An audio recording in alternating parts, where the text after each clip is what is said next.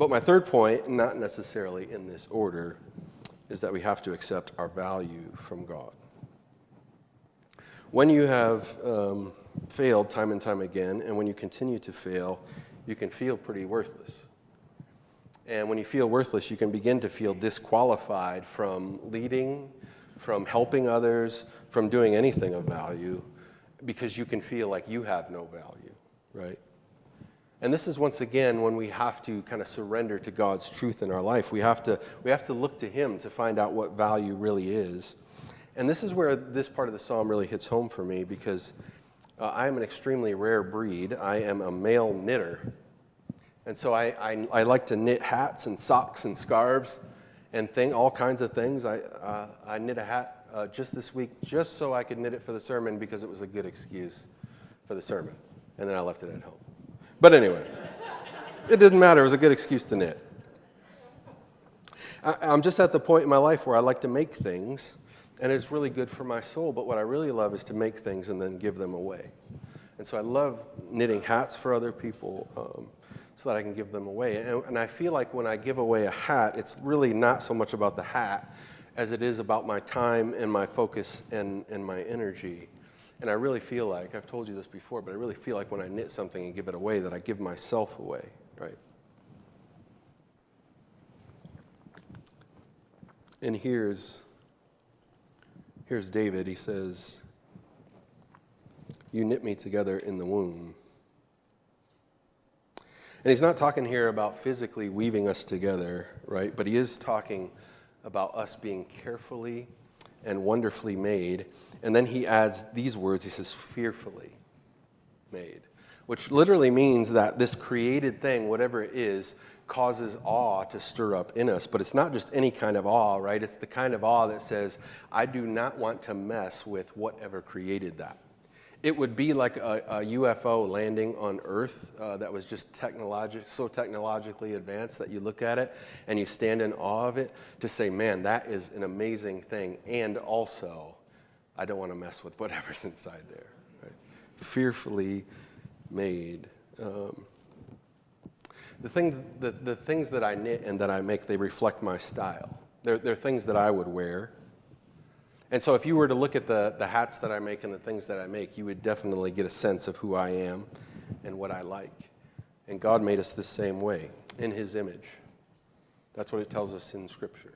God made us in His image, which means we reflect some of His characteristics, but it also means that we reflect Him as our God.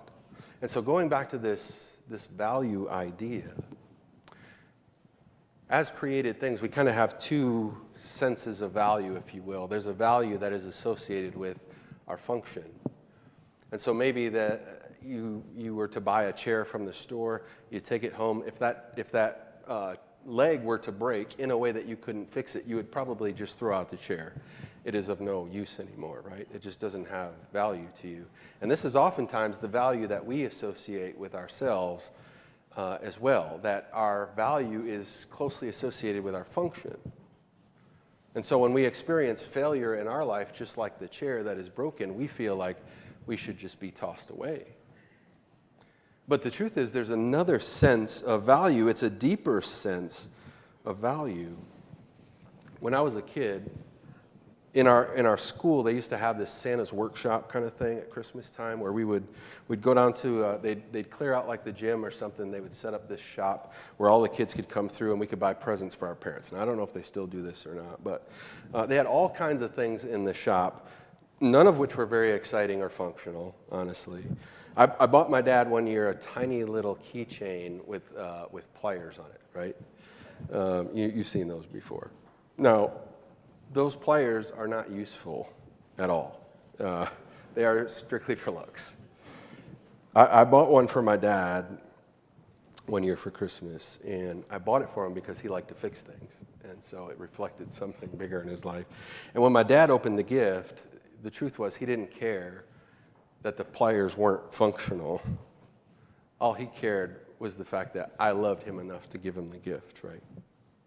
And this past, I think maybe it was 2 years ago now, but my son, as I was writing out this message or just thinking of it, I looked over on my end table next to my bed, and I have it's a ceramic Bible that my son made me. And right now, its function is to hold my guitar picks. I could get anything to hold my guitar picks.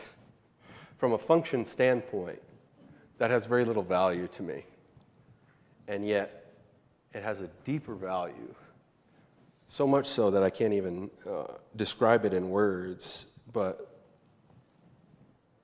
regardless of its function in my life, the value of it has little to do with what it can do for me, and it has everything to do with the love of the one who created it for me. And there is a sense that you have some value, like in your workplace, for how good you are at your job. In other words, if you become bad at it, they're probably going to let you go, just like that chair, right?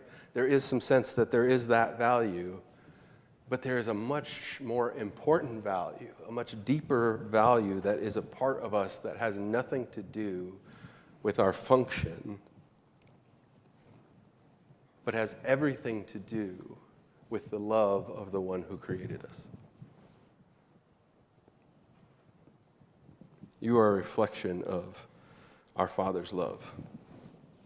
Your value is not in your success. It's not in your failure. It's in your reflection of your Creator. And I believe this is important because the more that we can find value in whatever it is in our life, the more that we can see it's actually worth not giving up on. And you actually have a lot of value. You are actually worth not giving up on.